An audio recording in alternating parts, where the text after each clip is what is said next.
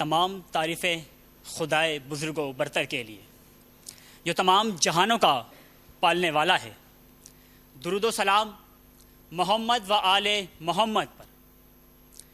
دنیا میں ہر طرف اندھیرا ہی اندھیرا تھا صدر علی وقار، کہ چاند تھا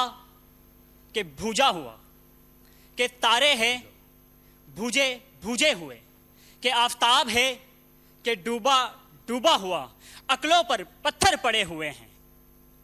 عقلوں پر پتھر پڑے ہوئے ہیں صدر علی وقار۔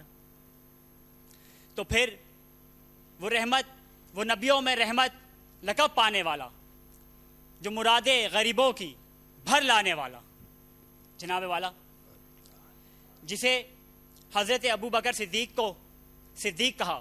جسے عثمان کو غنی کہا، جس کو فاروق کو عمر کہا، اور جس کو علی کو فاتح خیبر کہہ کر مقرر کیا، اور جب یہ جرت اور بڑھی تو خالد بن ولید کو سیف اللہ کا لقب عطا کیا، صدر علی وقار۔ میں دیکھتا ہوں کہ میرے سامنے وہ شخص جو تمام جہانوں میں رحمت للعالمین بنا کر بھیجا گیا، وہ مکے کو فتح کرتا ہے اور عام انصافی کی آواز بلند کرتا ہے، جس کے لیے ہم تمام جہانوں میں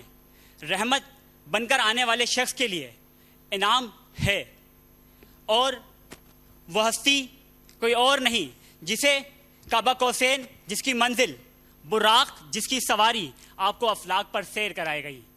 صدر علی وقار۔ میں سوچتا ہوں، حیران رہتا ہوں، مجھے آج تک سمجھ نہیں آئی کہ وہ شخص جسے تمام جہانوں کے لیے رحمت للعالمین بنا کر بھیجا گیا،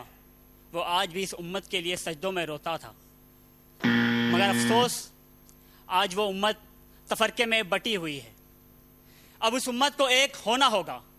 اور اب یہ نعرہ لگانا ہوگا، اور اس ٹرانسمیشن کے ذریعے یہ پیغام پہنچانا ہوگا کہ وہ نبیوں میں رحمت لقب پانے والا، وہ مرادیں غریبوں کی بر لانے والا، وہ فقیروں کا ملجا، وہ ضعیفوں کا